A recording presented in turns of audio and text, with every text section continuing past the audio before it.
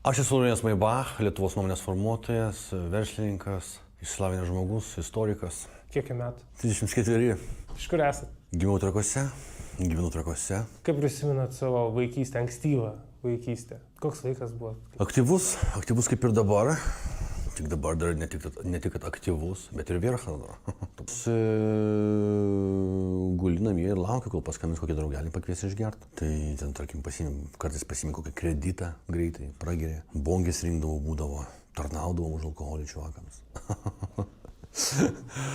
O paskui jau kažkaip tais, tokį gyvenimą pagyvenau, visiškai be šaibo, visiškai be jokių pajamų, kokius 3,5 metų. Ir 2018 metais, kovo 22 dieną, jau pradėjau pirmą savo transliaciją. Ta datą dar dabar prisimenu dienų tikslumu. Ir iki dabar, taip sakant, sėkmingai vykdau verslą, niekam dirbti nereikia, dirbu pats savo. Tikrai pasiturintis sėkmingas verslininkas. Kaip sugalvoti tą pradėti daryti? Nu kaip, planas buvo šioks toks mažiukas, primityvus, bet nebuvo kažkokio grandiozinio, ten, kad kažką tai samdyti, investuoti, ar ten kažkokį prodiuserių, viską pats. Tiesiog buvo esmė maždaug tokia, kad po biškį reikštis Facebooko grupėse, kur yra daug žmonių, kur yra nemokama auditorija, o paskui perėti ant savęs, taip ir padariau sėkmingai. O maždaug, jeigu trumpai, tai principas buvo toks, kad nepabijoti savęs biškelį ir pažemint, bet šokiruoti žmonės ant tiek, kad jau tikrai įsipirktų. Kas pradėjo nešti pinigus, ką tokio padarėt, kuom išsiskyrėt iš kitų?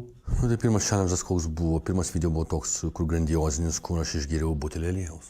Tiesiog butelį aliejaus užgėriau, butelį aliejaus 2018 metais už porą eurų ir prašau, dabar yra kelinti 2025, jie vis dar šneka apie tai.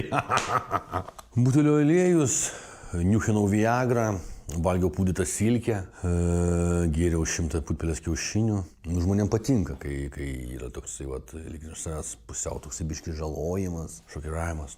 Darbas mano toks, man negaila. Aš jau tiek gyvenime prisižiūrėsim ant to aliejaus butelį išgerti, jūs nekauėt. O šį sekmadienį gersim antifrizą. Žmonės, man atrodo, miršta nuo antifrizo. Žmonės gal ir miršta, bet vierchai tai gal ne.